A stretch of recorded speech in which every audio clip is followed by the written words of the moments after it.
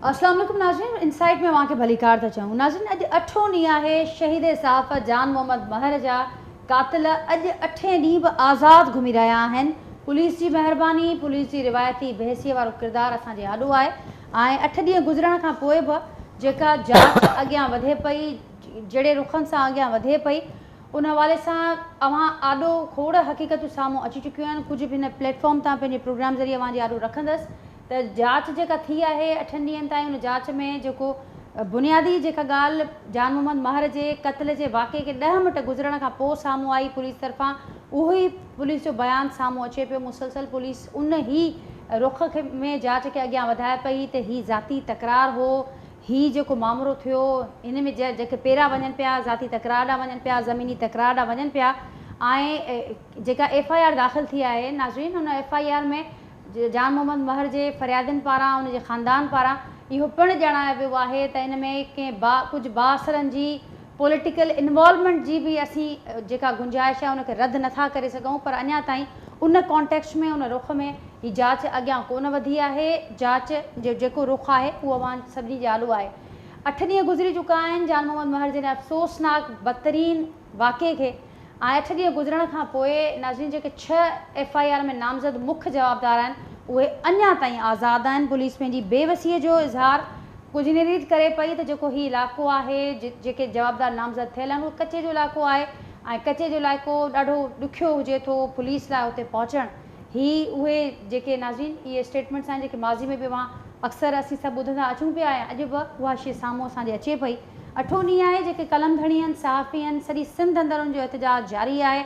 मज़मत ऐं मज़ाहमत वारो हीउ सफ़र न रुगो सिंध अंदरि, उनखां सवाइ पूरे पाकिस्तान में, मुल्क जी कुंड कुड़च में जिते जिते नाज़रीन कलमधड़ी मौजूदु आहिनि, सहाफ़ी एहतजाज कनि पिया। मुल्क खां ॿाहिरि बि मुख़्तलिफ़ हिसनि में, मुख़्तलिफ़ शहरनि में जिते सिंधी या सहाफ़ी आबाद आहिनि, उहे पिणु एहतजाज कनि पिया रोज़ानो जे बुनियाद ते, ऐं उहे ॼाणाइनि पिया त असीं हीउ सिलसिलो तेसि ताईं जारी रखंदासीं जेसि ताईं जेके हक़ीक़ी कातिल आहिनि, जेके बैक ते किरदार आहिनि, पसे पर्दा जेके किरदार आहिनि, उन्हनि खे वाइफो नथो कयो वञे, मास्टर माइंड्स खे, सहूलियतकारनि खे उन वाइफो नथो कयो वञे, तेसि ताईं हीअ असांजी जदोजहद जारी रहंदी। अॼु हीउ समूरो जॾहिं हीउ मामिलो हलंदड़ हो त उन दौरान हिकु ॿियो इंतिहाई अफ़सोसनाक वाक़ियो, इंसानियत खे लॼाईंदड़ वाक़ियो राणीपुर में पेश आयो। हीउ मामिलो कीअं ज़ाहिर थियो, हिकु वीडियो वायरल थी ऐं उन वीडियो जे वायरल थियण खां पोइ हीउ मामिलो ज़ाहिर थियो आहे, जंहिंखां पोइ जेको अवामी मज़ाहमत थी, अवामी शऊर जाॻियो ऐं अवाम जी मुसलसल आवाज़ उथारण खां पोइ, प्रेशर खां पोइ नाज़रीन जेको मामिलो हो राणीपुर जो, उनजो उहो वधीक फर्दर अॻियां उहो वधियो आहे। कुझु माण्हू गिरफ़्तार थियल आहिनि, कुझु माण्हू अञा बि गिरफ़्तार न थी सघिया आहिनि जेके नामज़द आहिनि FIR में। उनखां सवाइ नाज़रीन पर हीउ मामिलो अॻियां वधे पियो ऐं रोज़ नवां इंकशाफ़ साम्हूं अचनि पिया।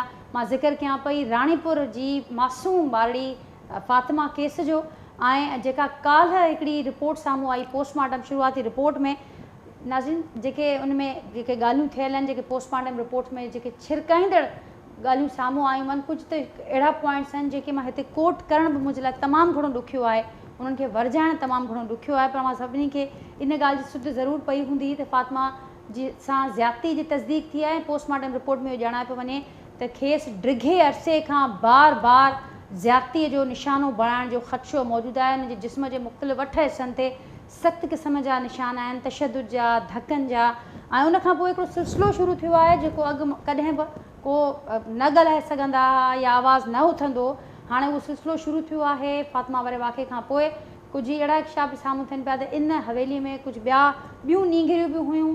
नाज़रीन, इन हवाले सां मामिलो जेको आहे, अॼु जेको सिंध जो निगरान वॾो वज़ीर आहे उन पिणु नोटिस वरितो आहे।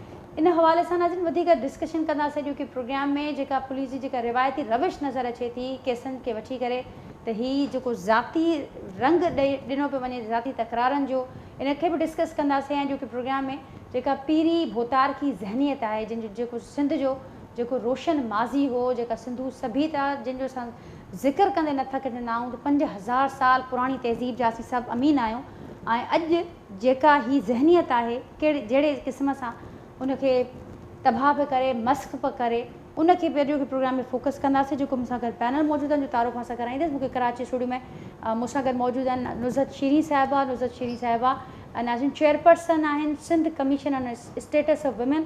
औरतुनि जे हवाले सां जेका कमीशन जुड़ियल आहे उनखे हेड कनि थियूं ऐं हीउ जेको केस थियो आहे जंहिंजो असां ज़िक्र कयोसीं राणीपुर वारो उन हवाले सां बि एक्टिव आहिनि ऐं उते वियल बि आहिनि उन्हनि सां वधीक डिस्कशन कंदासीं त कमीशन छा कयो आहे हिन वक़्त ताईं उनखां सवाइ स्टूडियो में ई नाज़रीन मूंसां गॾु मौजूदु आहिनि इक़बाल ॾेथो साहब तमामु मुतहरिक रहिया आहिनि अव्हांखे जेकॾहिं ज़रूरु यादि हूंदो इक़बाल ॾेथो साहब ॿारनि खे वठी करे मुख़्तलिफ़ तंज़ीमुनि सां बि सलाह ॾियल रहिया ऐं तमामु एक्टिवली पंहिंजो रोल प्ले कंदे रहिया हाणे नाज़रीन ताज़ो इंतिहाई अहम चार्ज हुननि वटि आहे जेका ह्यूमन राइट्स कमीशन सिंध आहे उनखे ॾिसनि पिया हेड कनि पिया इक़बाल ॾेथो साहब खे भलीकार चवंदमि अव्हांखे प्रोग्राम में उनखां सवाइ नाज़रीन नसीर मेमन साहबनि गहरी नज़र आहे उन्हनि जी समूरनि इशूज़ ते सोशल एनालिस्ट आहिनि पॉलिटिकल एनालिस्ट आहिनि डेवलपमेंट एक्सपर्ट आहिनि मूंसां गॾु जेके प्रोग्राम में मौजूदु आहिनि सभिनी मामलनि ते मुसलसल लिखंदा ईंदा आहिनि जंहिं ते असीं आवाज़ सुबुह उथारींदा आहियूं अॼु मूंसां गॾु प्रोग्राम में शरीक आहिनि वीडियो लिंक ज़रिए ऐं उनखां सवाइ नाज़रीन सरकस सदायो साहब आहिनि सीनियर सहाफ़ी आहिनि ब्यूरो चीफ लाड़काणो आहिनि KTN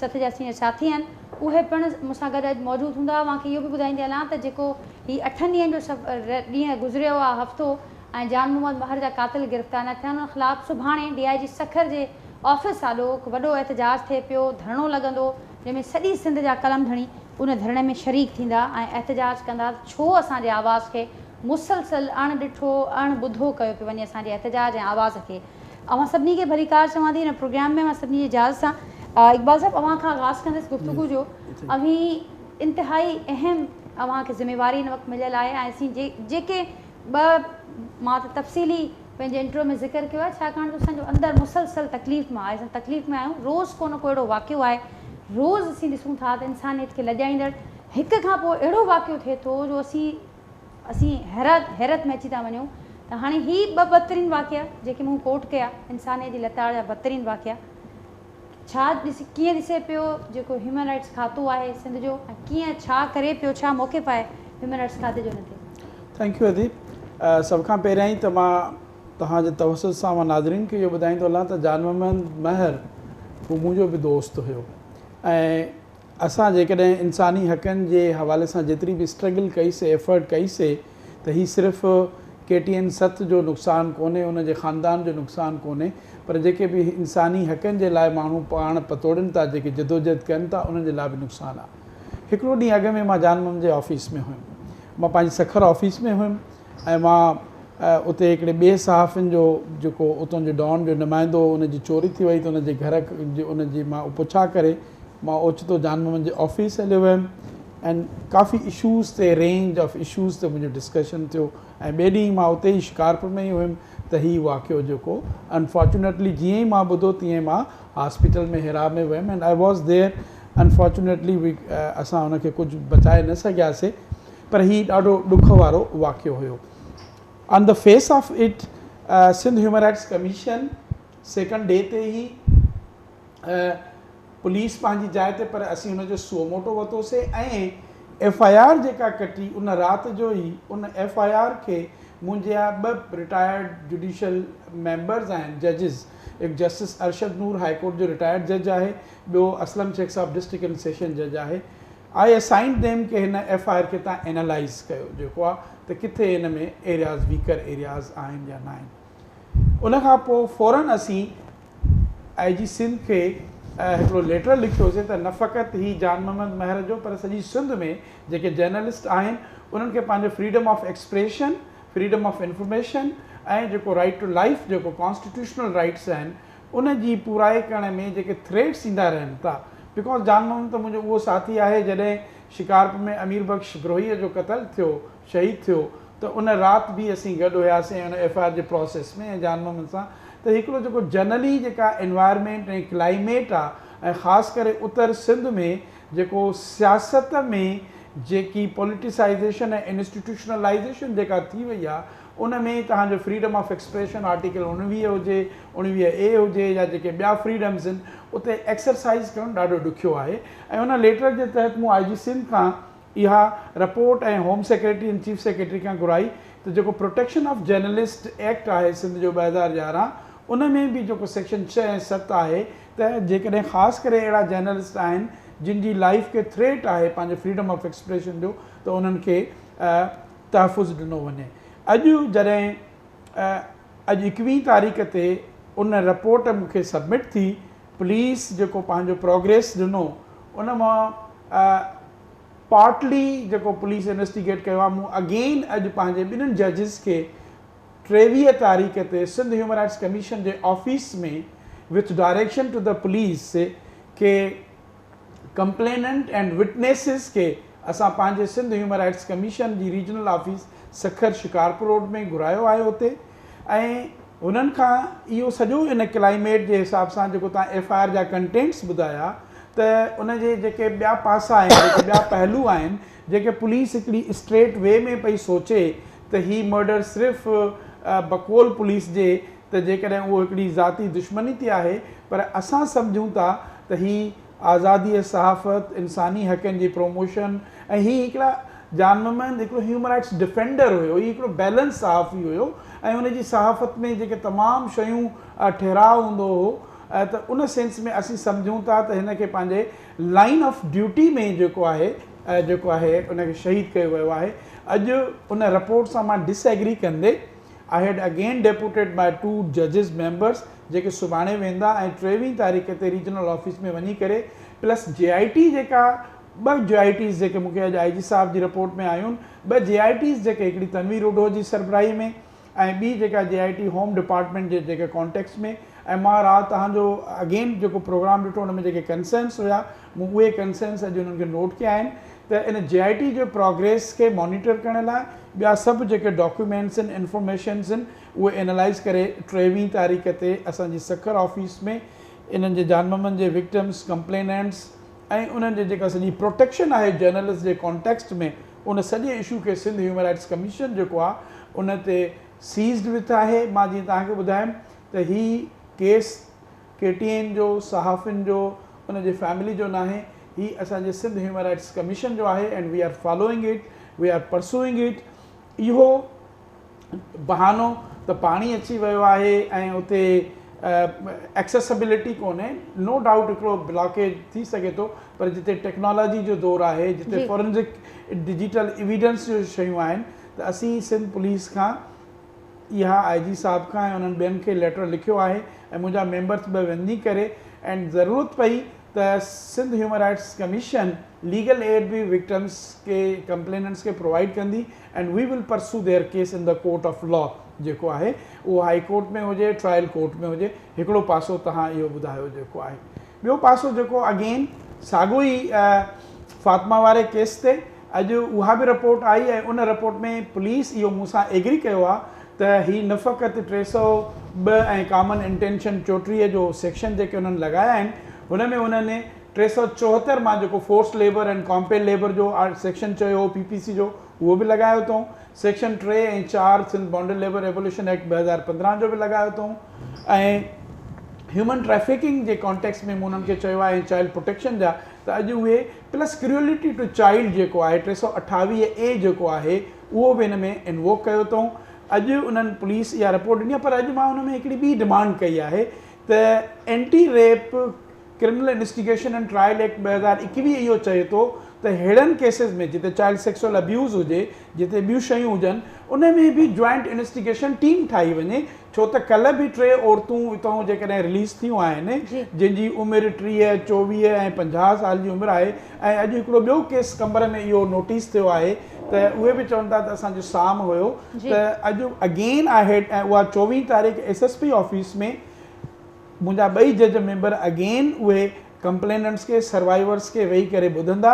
ऐं अॼु section 9 of the anti rape act 2021 तहत मूं सिंध हुकूमत खे लेटर लिखियो आहे त इन सॼे वाक़े जी बि हिकिड़ी जॉइंट इन्वेस्टिगेशन टीम ठाही वञे ऐं ॿियनि एस्पेक्ट्स के, पहलुनि खे ॾिसी वठे ऐं उन जा जेके DNA सैंपल्स आहिनि, कुझु मां ॾिसां पियो त DNA सैंपल्स जामचोर हेॾे मोकिलिया विया आहिनि, कुझु लाहौर फॉरेंसिक साइंस एजेंसी मोकिली वई आहे। इहा शइ वॾी लम्हे फ़िक्र आहे त असां वटि Sindh forensic science agency act त 2017 में आयो, हिन महिल ताईं असांजी स्टेट ऑफ आर्ट जेका आहे फॉरेंसिक साइंस लैब न ठही सघी आहे।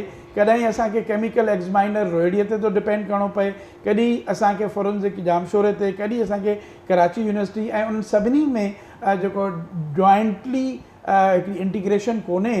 सो फातिमा जे केस में असां Sindh human rights commission is very cognizant. I was मां पहिरें ॾींहं ते खैरपुर में हुउमि, पहिरें ॾींहं ते मूं SP सां उन जे मेडिकल सां सॼो फॉलो कराए इन्हनि शयुनि खे डील कयो आहे।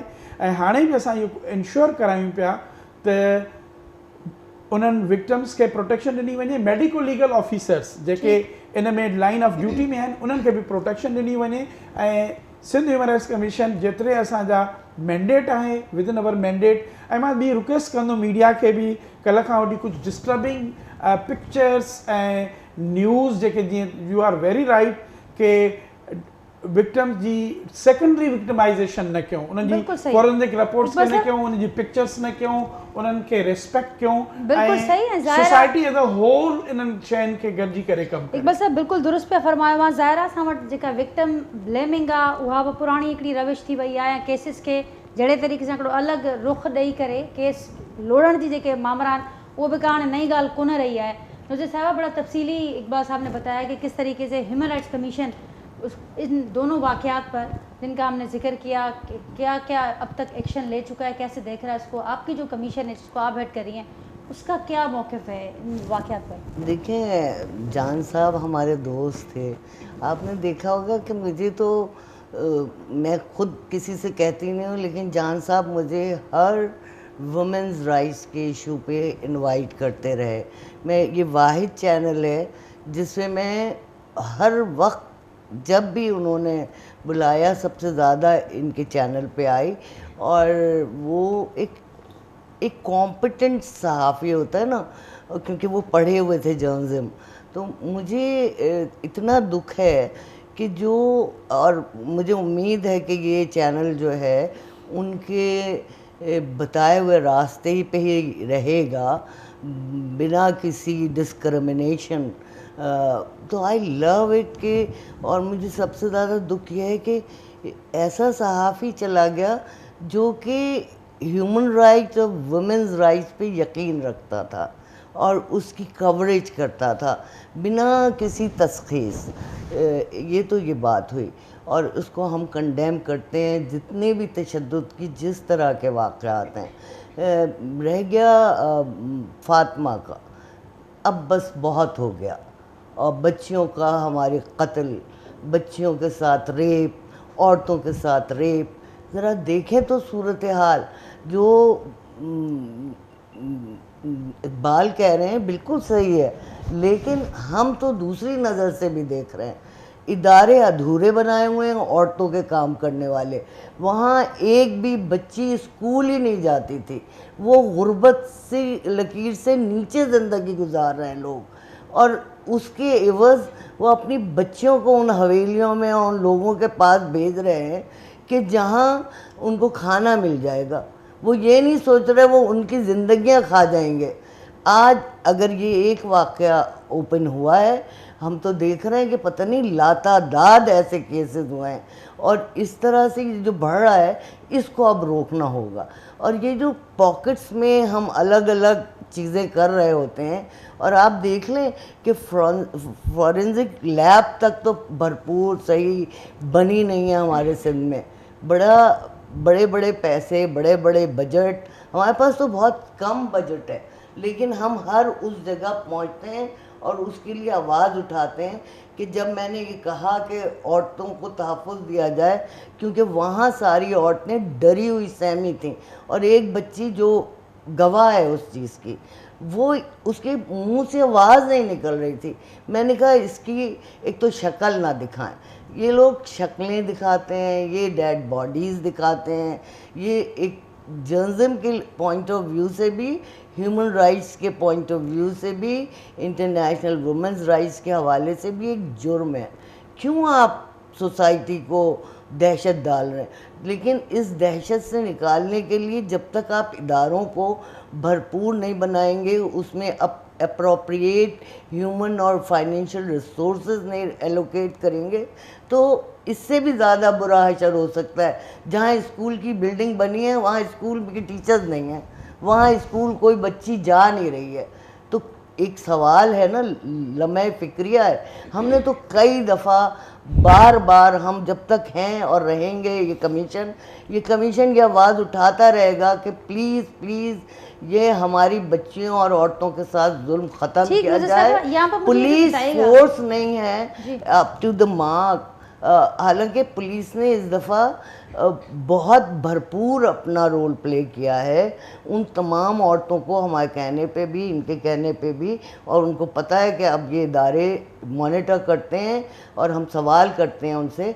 तो उन्होंने, खैरपुर के एसएसपी ने फौरी तौर पे कल ही रात, मैं परसों रात होके आई हूँ, मैंने लिखा उनको, कल रात उन्होंने तमाम उन औरतों को जो कि वल्नरेबल हैं, उन सब की फैमिलीज़ को सेफ्टी में ले लिया है। लेकिन मेरा सवाल यही है, मेरा कमीशन बार बार यही कहेगा कि औरतों के लिए बनाए गए इदारे वो भरपूर बनाए जाएं। जो क़वानीन हम रिव्यू करके दे रहे हैं उनको फ़ौरन उस पर अमल दरामद किया जाए, क्योंकि हमारी तो लीगल एक्सपर्ट की कमेटीज़ देखती हैं ना, हम कोई ऐसी हवा में बातें नहीं कर रहे होते, कोई एक आदमी नहीं बात कर रहा होता। तो फिर जब हमने अमेंडमेंट दिए हैं क़वानीन में बना के, तो वो क़वानीन जिनमें गैप्स हैं, अगर उनको दुरुस्त नहीं किया जाएगा तो कैसे हम अक्यूज़ को सज़ा दिलवा पाएंगे, बिल्कुल नुज़र और साहबा, सर्वाइवर को हम रिलीफ दिलवा पाएंगे। सही फरमाया आपने। लेकिन बहुत अहम पॉइंट्स थे कुछ। नसीर महमूद साहब, अवां वटि ईंदसि ऐं आॾो ई रखंदसि सिंध जे ॿ इंतिहाई अहम कमीशन्स जिन जे हेड्स जा मौक़िफ़ अवां ॿुधा, ऐं ज़ाहिर आहे अवां बि उहा बेवसी महसूसु कई हूंदी कंहिं पॉइंट ते। वाक़िअनि खां पोइ जेको कमु थिए पियो उहो बिल्कुलु थियणु खपे, ऐं असां जिते जिते जेको कमु थिए पियो उनखे साराह कंदासीं। पर वाक़िअनि खां अॻु कमु छो न पिया थियनि, छो अहिड़ा वाक़िआ रिपीट थियनि पिया, इन ते केरु ॻाल्हाईंदो? ऐं जेकॾहिं आवाज़ु उथारियो वञे पियो, जीअं हिन ॿिनि कमीशन हेठि असांखे ॿुधायो, असीं मुसलसल आवाज़ु उथारींदा बि अचूं पिया, मुसलसल जेको कमीशन जो असांजो मैंडेट आहे असीं उन ते कमु बि कयूं पिया, पोइ आवाज़ु पहुचे छो न पियो? ॼाणे वाणे इग्नोर थिए पियो, अञा केस कमज़ोर रखिजे पियो। अवां छा ॾिसो पिया, किथे कोताही किथे आहे? महिरबानी नाजिया, ही त हाणे ॿ वाक़ियात सफ़ा वेझा थिया त असांजी उनखे तकलीफ़ त यादूं थियूं अचनि। पर असां जॾहिं खां होश संभालियो आहे, मां त यूनिवर्सिटी जे दौर में human rights commission of Pakistan जो जॾहिं शकील पठान सिंध जो कोऑर्डिनेटर हो, तॾहिं खां मेंबर हुउसि। असां अलाए केतिरनि माना हिकिड़ी कतार है जो हाणे वाक़िया ऐं नाला बि यादि नथा रहनि, एतिरा सानिया थियनि था। जॾहिं मुल्क जे अंदरि हुकुमरान तबका पाण क्राइम जो पार्ट थींदा, उहे पाण क्रिमिनल्स हूंदा, त पोइ केरु जांच कंदो, केरु कदम खणंदो, केरु अदालत में खणी वेंदो? ही त सॼो मांडाण यरगमाल आहे।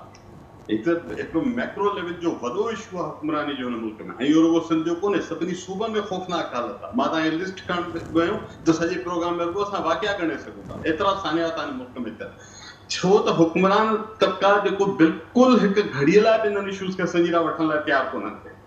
ही ॿ मुअज़्ज़िज़ साथी तव्हां वटि इक़बाल साहब ऐं नुज़रत वेठा आहिनि, इन्हनि खां इहो पुछो त हिननि जे पंहिंजे इदारनि जो हाल कहिड़ो आहे, हिननि जे इदारनि खे केतिरी सपोर्ट कई अथनि। नाला त वॾा ठही विया, असां हिन सभु हिन मां सॼी सुनिजूं उमीदूं, हिननि खे माण्हू महिना ॾियनि था, हिननि खां सुवाल कनि था, हिननि खे 5-5 मिंट जो ॿुधाइनि त हिननि सां पाण सां कड़ी वेंदा। हुकुमरान जॾहिं इहे इदारा ठाहिनि था, national commission of status of women खां वठी प्रोविंशियल कमीशन्स, ह्यूमन राइट्स कमीशन्स, इन्हनि सभिनी जे तव्हां हेड्स खां पुछो त इन्हनि खे कीअं लावारिस ऐं निर्णय को करे रुगो कानूनी कार्रवाई पूरी करण लाइ इदारा ठाहे छॾे था ॾियनि, केरु उनखे सीरियस नथो वठे। सो जान महमद जो केस जे करे सपोज जान महमद त हाणे हिकिड़ो तमामु वॾो नालो आहे, तंहिंजे करे असांखे उनजो इको ॿुधूं था घटि में घटि। तव्हां उनजी मालिकी कई आहे, KTN सिंध मालिकी कई आहे, ॿियनि सहाफ़ियुनि कई आहे, पर हिन मुल्क में, हिन सूबे में रोज़ दर्जने माण्हू ईअं मारजनि था जिनजी का ख़बर बि नथी छपिजे, जंहिंजो सवाल बि नथो थिए। ही राणीपुर जे पीर जो त हिकिड़ो केस आहे न। असां सभु हिन मुल्क में रहूं था, असांखे ख़बर न आहे त हवेलियुनि जे अंदरि, बंगलनि जे अंदरि, ऑफिसुनि जे अंदरि, इवन तव्हांजी मीडिया हाउसिस जे अंदरि, सभिनी शोबनि में, छो त लाक़ानूनियत आहे, सभु कनि था, उन्हनि जे अंदरि छा थो थिए, छा नथो थिए वापरे, जीअं पुछण वारो केरु कोन्हे।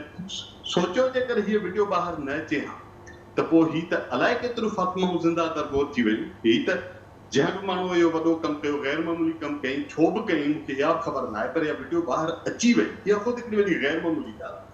पर उहे इलाइक़ा, उहे वाक़िया सोचियो जिते रिपोर्टिंग बि नथी थिए, एतिरी सेपरेशन आहे त हिन सॼे माहौल जे अंदरि तव्हां ई असां भितियुनि सां मथो हणूं था, रड़ियूं कयूं था, सभु कुझु कयूं था, पर तव्हां लास्ट टाइम जेकॾहिं मूंखे केस सां इंसाफ़ थींदे ॿुधो त उहो बि मीडिया जे एफर्ट सां थियो, उहो टंडे बहावल जो हिकिड़े ॾहका जे दौर में थियो। सो उहो छो थियो, उन मां असांखे सिखणु घुरिजे।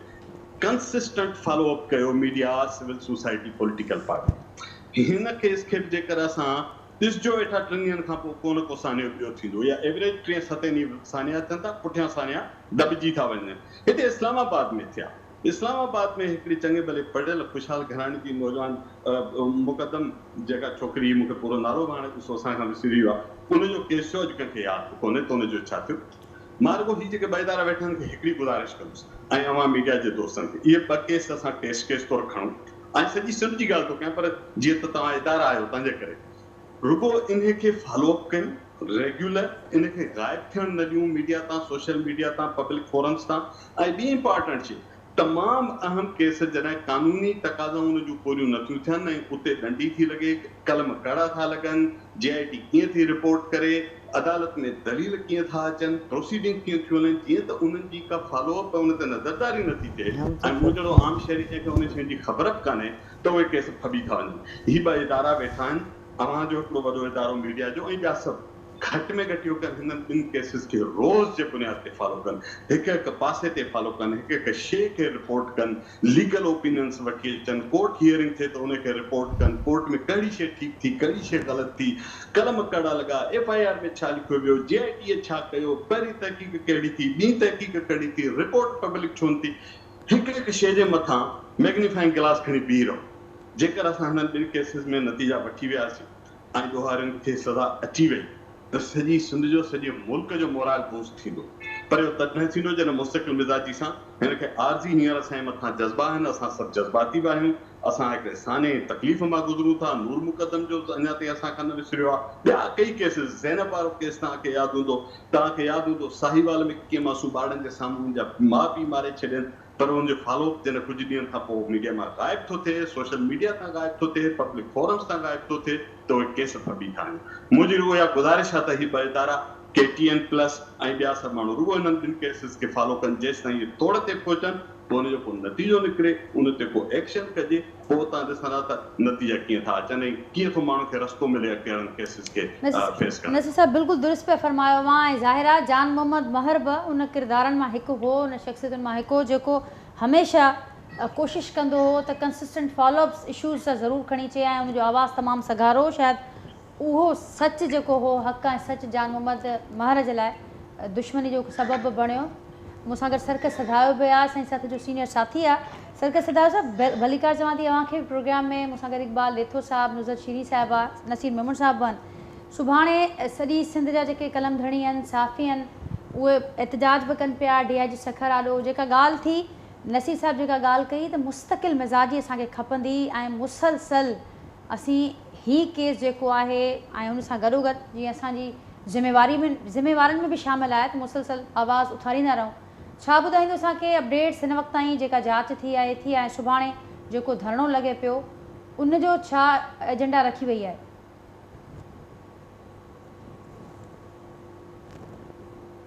सरकश मुंहिंजो आवाज़ु मां ताईं पहुचे पियो? सरकश काइंडली पंहिंजो माइक अनम्यूट कजो, असीं अव्हांखे ॿुधी कोन पिया सघूं। जी जी हाणे बिल्कुलु सरकश साहब ॻाल्हाइजो, कंटिन्यू कजो। जी सरकश साहब बिल्कुलु अव्हांजो आवाज़ु अचे पियो, कंटिन्यू कजो।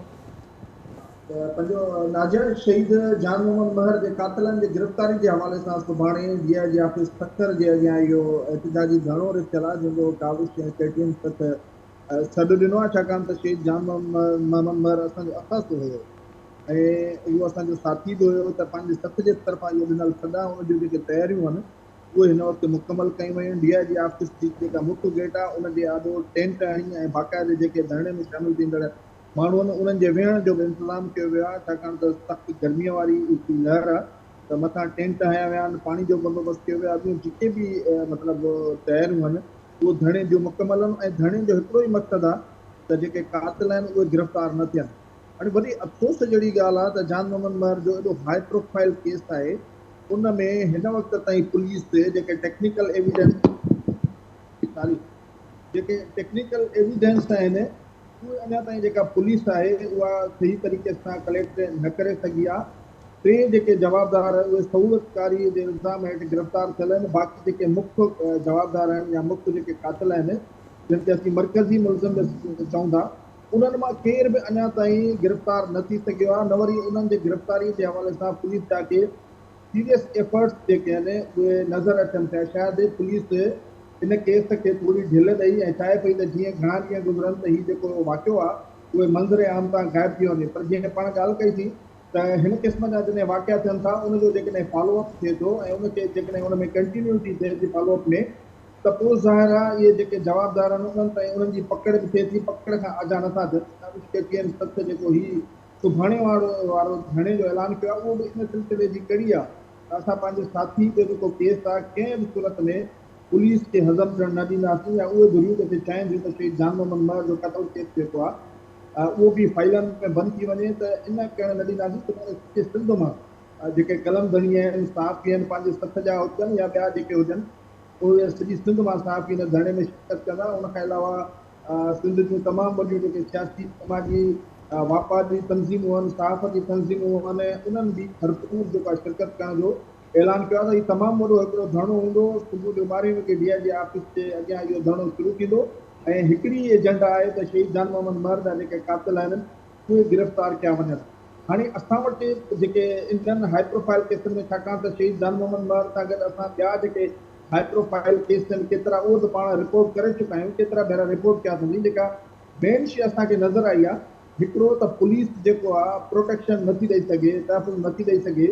शहर जे अंदरि पुलिस जे मौजूदगीअ जो जेको अहसासु आहे उहो तमामु घटि आहे। जंहिं करे ॿाहिरि मां शहर मां किथां जा बि जेके जवाबदार आहिनि शहर में अची को वॾो वाक़ियो करे हलिया था वञनि। हिकिड़ो त इहो आहे त माना पुलिस जी मौजूदगी आहे, तहफ़ुज़ जो जेको अहसासु आहे उहो बिल्कुलु बि हाणे माण्हुनि मां सफ़ा ख़तमु थियो आहे। ॿियो नंबर इहो त वरी जॾहिं वाक़िया थी था वञनि त या त असांजा जेके पुलिस ऑफिसर्स आहिनि उन्हनि जी टेक्निकल तरीक़नि सां एतिरी तरबियत न आहे थियल जो उहे केस खे अहिड़े तरीक़े सां इन्वेस्टिगेट कनि, ऐं या वरी उहे घणनि नथा चाहिनि कि प्रेशर में अची था वञनि त खॼे ते जेके शयूं करणु खपनि। मिसाल FIR खां वठी वेंदे पोइ प्रोसिक्यूशन ताईं इहो केस पहुचण ताईं जेके बि टेक्निकल एविडेंस खपनि था, जेके शयूं खपनि थियूं, उन्हनि में या त पुलिस तमामु देरि थी करे या वरी पुलिस जी जेका अप्रोच आहे उस ताईं नथी थी सघे। ऐं नतीजे में जेके वॾा हाई प्रोफाइल केस आहिनि पोइ अॻिते हली प्रोसिक्यूशन में जॾहिं अचनि था त तमामु घणो हुन में झूड़ निकिरनि था ऐं पोइ उन हवाले सां जेको आहे केस कमज़ोर थी था वञनि। श्री जान मोहम्मद महर जी तव्हां ॾिसो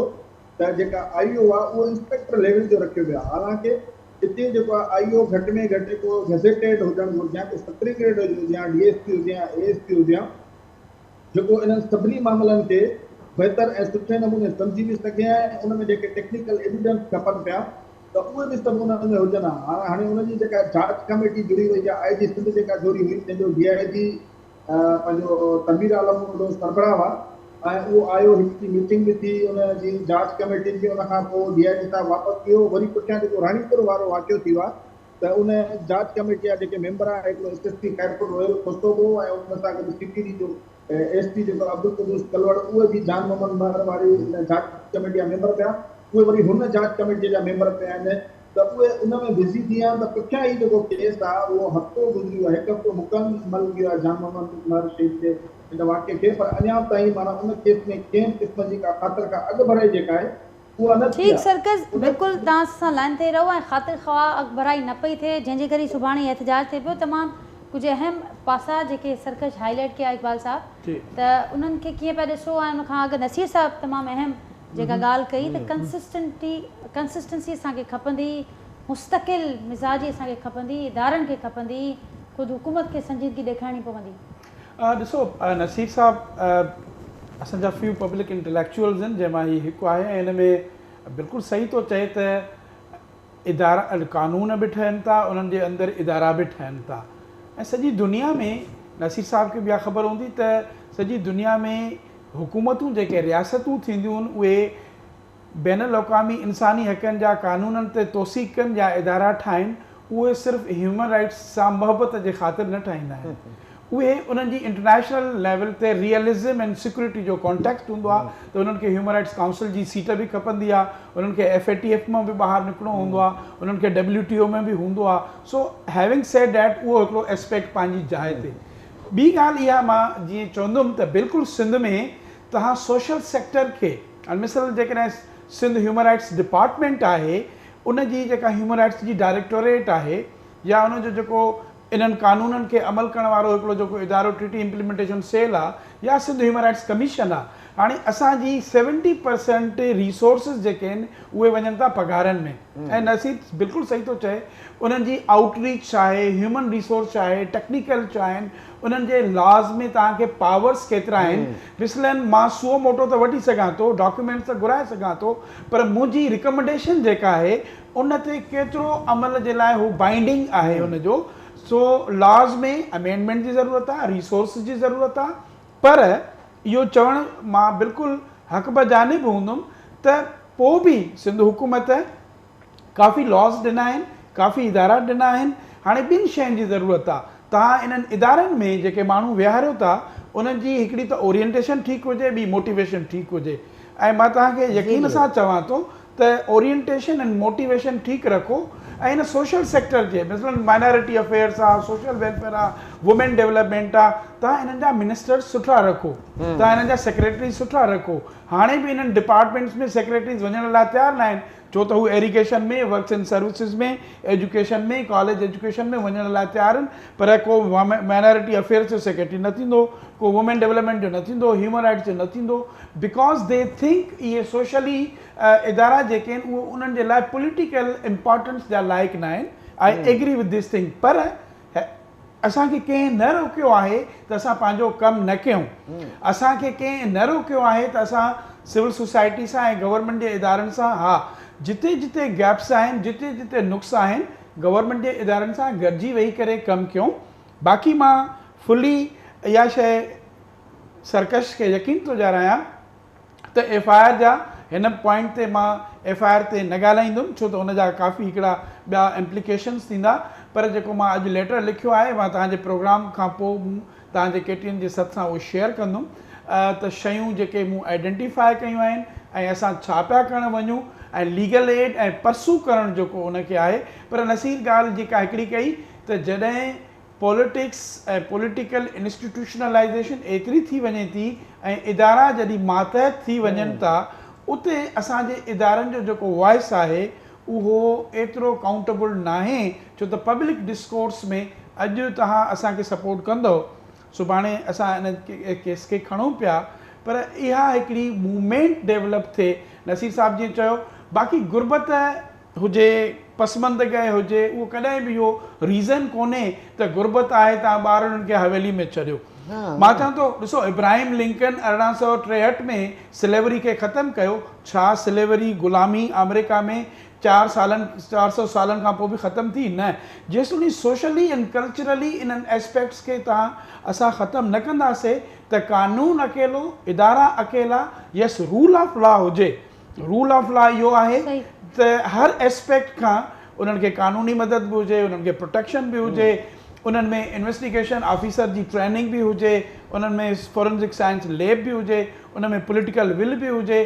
पर जॾहिं तव्हांजे पॉलिटिक्स जो बेस ई उन्हनि कॉन्स्टिट्यूंसीज़ ते आहे ऐं उन्हनि कॉन्स्टिट्यूंसीज़ में उहे पावर जा जेके फेसिस अचनि था, त उते सोसाइटी बशमूल असांजा इदारा कंप्रोमाइज़ थी था वञनि, अनफॉर्चुनेटली. मैं ये कहना चाहती हूँ कि ये सब बहुत काबिल लोग हैं और सारी बातें कर रहे हैं. मैं तो एक अवामी बात करती हूँ कि देखें, औरतें और बच्चियाँ प्रायोरिटीज़ पे नहीं हैं किसी की. बज़ाहिर इदारे सिंध कमीशन बना दिया कोर्ट के कहने पे, वुमेन डेवलपमेंट बना दिया, सोशल वेलफेयर बना दिया, चाइल्ड प्रोटेक्शन यूनिट बना दिया, जिसमें चाइल्ड प्रोटेक्शन इंस्टीट्यूट भी बना दिया। जब केस हुआ हम हर केस में जाके खड़े हुए, हर इदारे को हमने मॉनिटर किया, और जब हमने आवाज़ रखी कि जी ये इसको सही करना होएगा, तो उस वक्त किसी ने कान नहीं धरा। क्यों? उनके ख्याल में तो ये है कि बस ये हमने इंटरनेशनल कमिटमेंट के तहत इदारा बना दिया। ये नुज़रत हर वक्त क्या बोलती रहती है, क्यों नहीं बोलूँगी? इसलिए कि जब इदारा एक बना है, और जो ये कह रहे हैं हम चाहते हैं, हम ये जो इदारा हमारे चल रहे हैं, अगर हमारा कमिटमेंट और विल नहीं होता तो शायद ये 6 साल भी नहीं चल सकता था। हम खड़े होकर निकल के चले जाते हैं और वो उसके लिए आवाज़ उठाते हैं, बात रखते हैं, मॉनिटर करते हैं, तो ये चल रहे हैं इदारे। तो जब आपने हमें मुंतखब करके बिठाया तो हमारे लिए स्टाफ वो कॉम्पिटेंसी चाहिए कि हमने पूरा स्ट्रैटेजिक प्लान बना के दिया है कि जिसमें हमने हायरार्कल स्ट्रक्चर, अब एक कमीशन के सिर्फ 3 अफसर होंगे जो पूरे सिंध की औरतों और बच्चियों को देखेंगे। कहाँ भाई? हमने कहा कि लॉ का सेक्शन होना चाहिए, जो हमने कमेटियाँ फिर बनाई, हमने सिविल सोसाइटी को जोड़ा है अपने साथ, और गवर्नमेंट के इदारों के लोगों को जो कि काम करना चाहते हैं, जो एक्सपर्टी रखते हैं, मैं उनका शुक्रिया अदा करती हूँ। देखें, इस केस में भी आयशा धारी जो हमारी district violence against women committee की मेंबर हैं, और डे 1 से कोई भी केस होता है वो हमें रिपोर्ट भी करती हैं और वो वहाँ खड़ी भी होती हैं। तो एक चीज़ हमने सब्सटेंसिव बना दी ना कि लोग ओन कर रहे हैं, तो फिर इसके लिए हमें ये चाहिए कि जहाँ हम जब गैप कह रहे हैं तो हमारी सैंक्टिटी को, हमारी आवाज़ को माना जाए। हमने लॉ रिव्यू करके दिए, वो उन्होंने सख्त खाने में डाल दिए। जैसे ये कह रहा है इकबाल साहब, वो सही कह रहा है कि आप मिनिस्टर लगा दिए, भाई आपकी पार्टी को एक औरत को, एक मर्द को फैसिलिटेट करना था। ये भी देखा कि उसकी इंटेंशन क्या होंगी, क्या वो इदारों को किस तरह लेके चलेगा। वुमेन डेवलपमेंट डिपार्टमेंट में जो गैप्स हैं हम आइडेंटिफाई कर रहे हैं, तो उसको फिल किया जाएगा कि नहीं। आज भी 13 ही उनके ऑफिसर हैं पूरे सिंध को जो कवर कर रहे हैं। तो हमें इन सब चीज़ों को एक, अगर हम कमिटमेंट रख रहे हैं और ये किससे अब बंद करना है, तो फिर हमें इदारों को मजबूत बनाना होगा और कमिटेड विल वाले लोगों को इंसर्ट करना होगा। इसलिए कि मैंने तो आज तक हमेशा मेरिट रखा, हम इंटरव्यू लेते हैं, राइटिंग्स में लोगों से लेते हैं, तो क्यों नहीं गवर्नमेंट करती है सब कुछ? एक दफ़ा तो करके देखें। आखिरी दिन अपने जाते वक्त कहते हैं लाओ सारी वैकेंट पोस्ट भर दो। This is not the way of good governance. बहुत अहम बात नज़र साहब। नसीर साहब, आखिर में छा ऐड कंदो वहाँ फाइनल कमेंट मांजो? ॾिसो, मां इहो चवंदुसि हिननि ॿिनि केसिस खां असांखे बयान ॾिसणु घुरिजे। हिकिड़ो त सोसाइटी जी आवाज़ अचे पियो हाणे? जी नसीर साहब, ओके, मूं इहो पियो चयो त ह्यूमन राइट्स जो इशू एॾो ब्रॉड बेस्ड आहे ऐं एॾो सेंसिटिव ऐं सीरियस आहे जो हिकिड़ो सिविल सोसाइटी उनखे पंहिंजो रोल प्ले करणु पवंदो। अवां जा साफ़ ई कनि था, जीअं हिननि आयशा धारे जो नालो खणियो, कुझु माण्हू कनि था ज़िंदगीअ जे रिस्क ते कनि था, उन्हनि खे शाबस ॾियो, उन सां इख़्तिलाफ़ बि रखो त शाबस ॾियो। ॿियो इम्पॉर्टेंट शइ आहे त सरकार जी सिंसियरिटी असांखे बिल्कुल ब्लेटेंटली चवणु घुरिजे कोन्हे। ही ॿ इदारा तव्हांजे साम्हूं वठनि था, हिननि खां हिकिड़ी झलक ॿुधी आहे। सिंध सेक्रेटरीट जे वॾनि डिपार्टमेंट्स में जेके पटेवाला आहिनि न, उहे बि हिननि जे सॼे सिंध जे स्टाफ जे अंग खां वधीक आहिनि। हुनजी हिकिड़ी जेको गाॾियुनि जो पेट्रोल जो बिल आहे न, उहो हिन जे सॼे साल जे बिल खां मथे आहे। तव्हां इदारा ठाहे नाले मातर इंटरनेशनल अटेंशन वठण लाइ, कंप्लायंस जा टिक मार्क करण जे लाइ ठाहे छॾियो ऐं उनखे तव्हां एम्पावर न कयो, उन्हनि खे इक्विप न कयो, त पोइ ह्यूमन राइट्स एजेंडा खे माना तव्हां वैल्यू ई नथा करियो। ऐं इहो चइनी सूबनि में आहे, इहो फेडरल गवर्नमेंट में आहे। मजमूई तौरु हिन स्टेट जे अंदरि हिकिड़ो रवैयो आहे, इंसानी हक़नि ते तव्हां ॻाल्हायो त ॿिए ॾींहुं तव्हां ते गद्दारी ऐं दहशतगर्दी जा केस था क़ाइमु थियनि। सो इहे स्पेसिस सोसाइटीअ खे गेन करणा पवंदा। सोसाइटीअ खे इहे स्पेसिस क्लेम करण जे लाइ पंहिंजी स्ट्रगल करणी पवंदी, पंहिंजा वॉइसिस रेज़ करणा पवंदा। लातलुकी, मातम, तकलीफ़ जो इज़हार, ॾुख जो इज़हार, मुज़म्मतूं, थोरो हिन खां हिकिड़ी अॻिते वधण जी ज़रूरत आहे। चिटो थी ॻाल्हाइण जी ज़रूरत आहे। जेकर हज़ारे माण्हू रिस्क खणंदा त उहो रिस्क न रहंदो। 4 माण्हू रिस्क खणंदा त उन जूं ज़िंदगियूं बि रिस्क ते रहंदियूं। नसीर साहब तमामु अहम ॻाल्हि आहे, मुंहिंजी वॾी महिरबानी आहे, मां प्रोग्राम में पंहिंजो फीडबैक ॾिनो ऐं पंहिंजो ओपिनियन ॾिनो। इंतिहाई अहम ॻाल्हियूं नाज़रीन हिते थियूं। इक़बाल लेथुर साहिब खे मां ॿुधो, नुज़रत शीरी साहिबा खे मां ॿुधो, सरकस सदायो बि मूंसां गॾु मौजूदु हुआ ऐं सुभाणे वारे धरणे जे बारे में उन्हनि ॿुधायो। ऐं मजमूई इहा ॻाल्हि थी त मज़ामतूं पंहिंजी जाइ ते उनजी तमामु घणी अहमियत आहे, पर असीं सभिनी खे कलेक्टिवली अॻियां वधिणो पवंदो। खोड़ अहम पॉइंट्स उन ते पंहिंजे फीडबैक असांखे ज़रूरु आगाह कजो। वरी सुभाणे मां सां मुलाक़ात थींदी, तेसिताईं ॾींदा इजाज़त। अल्लाह हाफ़िज़।